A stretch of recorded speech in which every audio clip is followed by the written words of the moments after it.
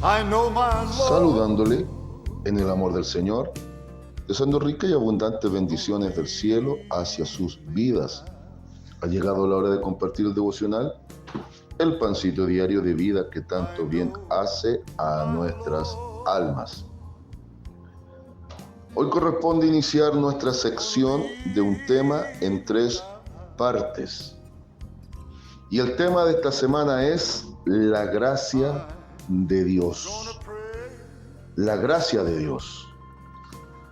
Al hablar de la gracia de Dios, entramos en un terreno maravilloso, profundo y muy extenso. Sin embargo, vamos a tocar 3 puntos claves de la gracia. Vamos a hablar, y ese es el tema para el día de hoy, vamos a hablar de nos debemos a la gracia. Nos debemos a la gracia. Vamos a meditar también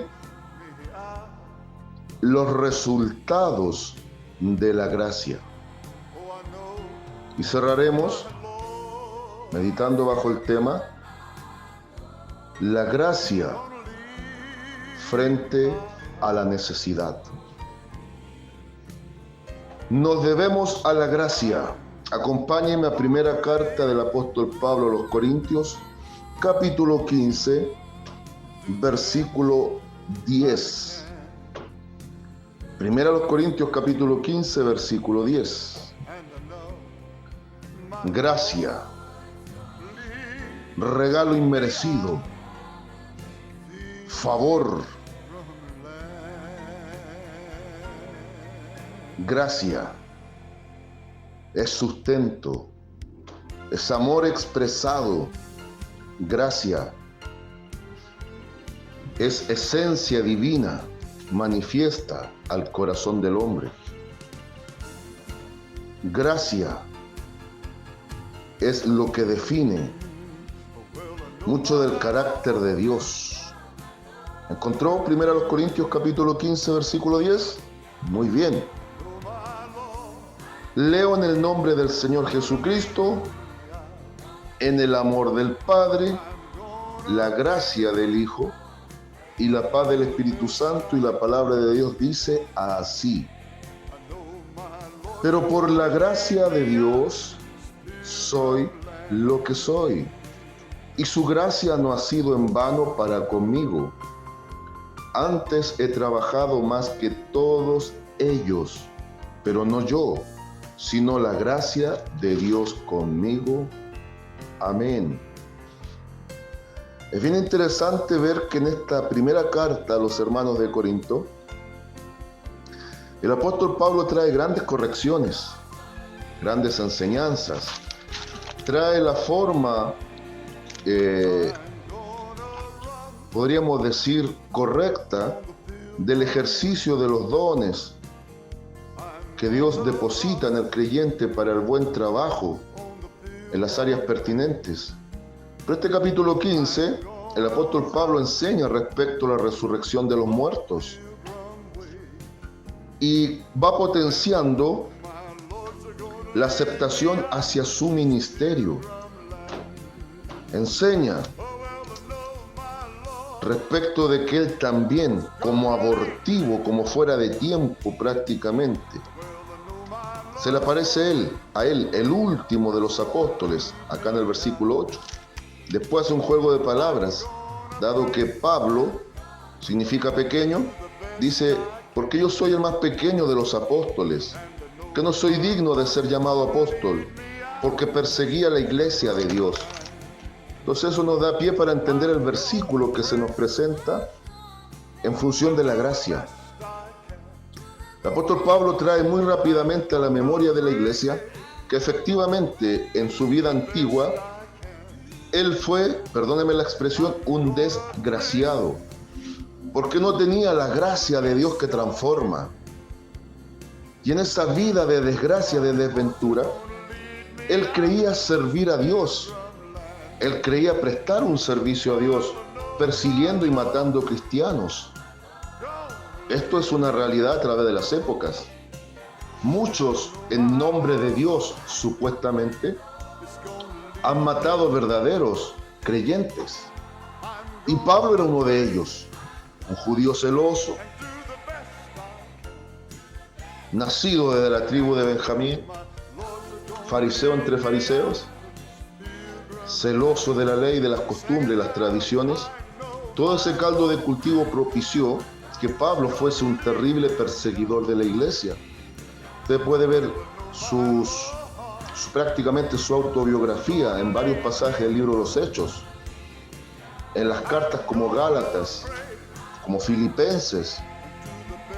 Pero la gracia que llegó sobre él queda registrada para nosotros en el capítulo 9 del libro de los Hechos.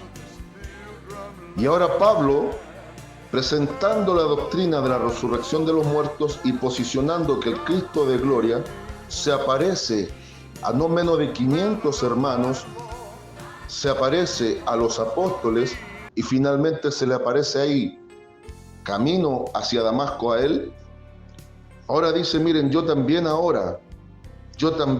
he sido tocado y transformado por esa gracia bendita.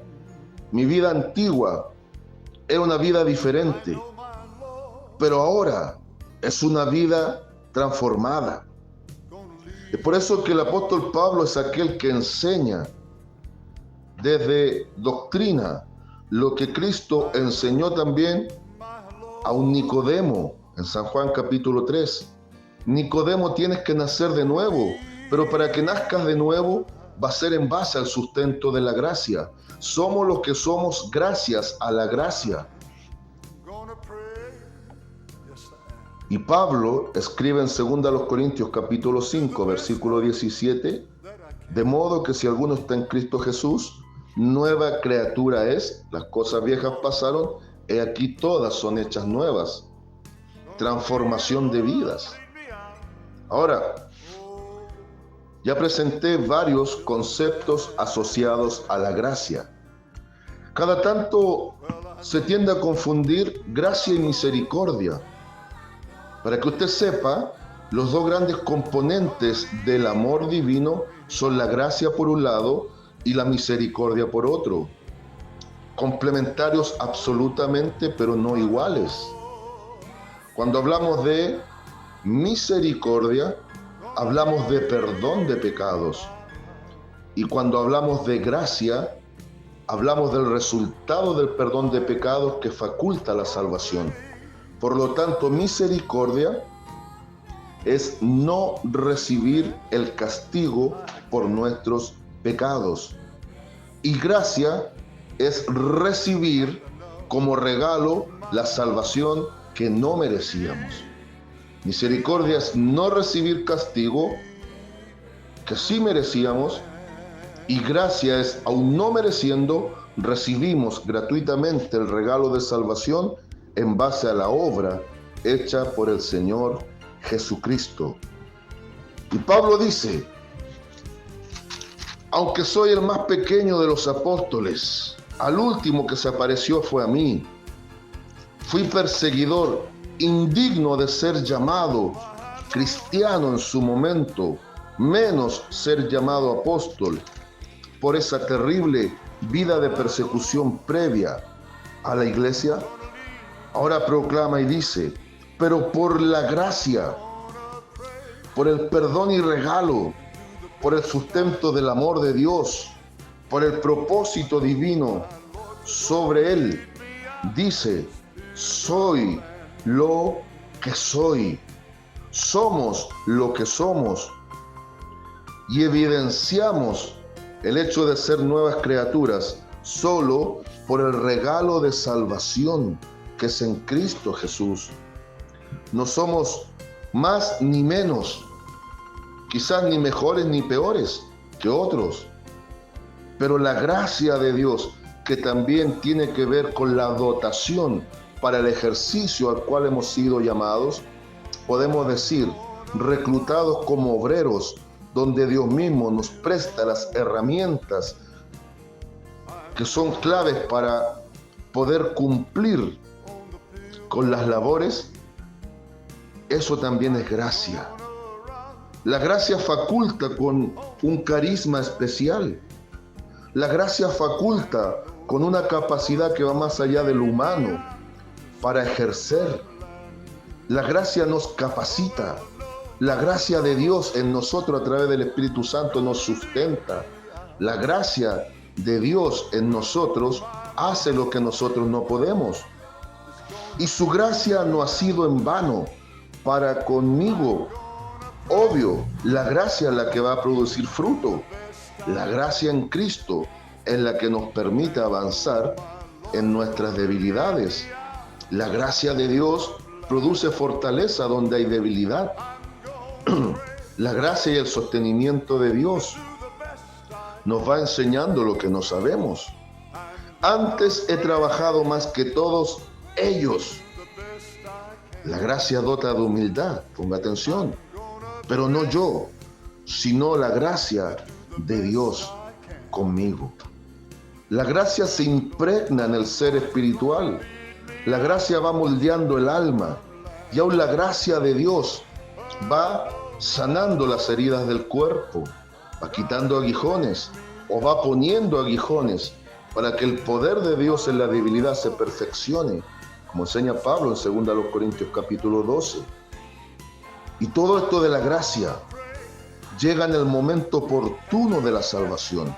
Por misericordia Dios perdona nuestros pecados cuando nos arrepentimos, pero por gracia nos salva en el momento que hacemos esa confesión de fe en Cristo para recibirle como Señor y Salvador de nuestras almas. Y en ese preciso instante, el Espíritu Santo viene hacia nosotros para darnos la calidad de hijos de Dios y facultar la transformación a nuevas criaturas. Y esa gracia se impregna a través del Espíritu Santo. Por lo tanto, hablar de gracia es hablar del Espíritu Santo obrando a favor y obrando en el creyente para plasmar la imagen del Hijo de Dios en corazones netamente humanos. Gracia bendita del cielo. Saludos de paz, amor y bendición desde Longaví a cada uno de ustedes. And I know my Lord's gonna lead me out.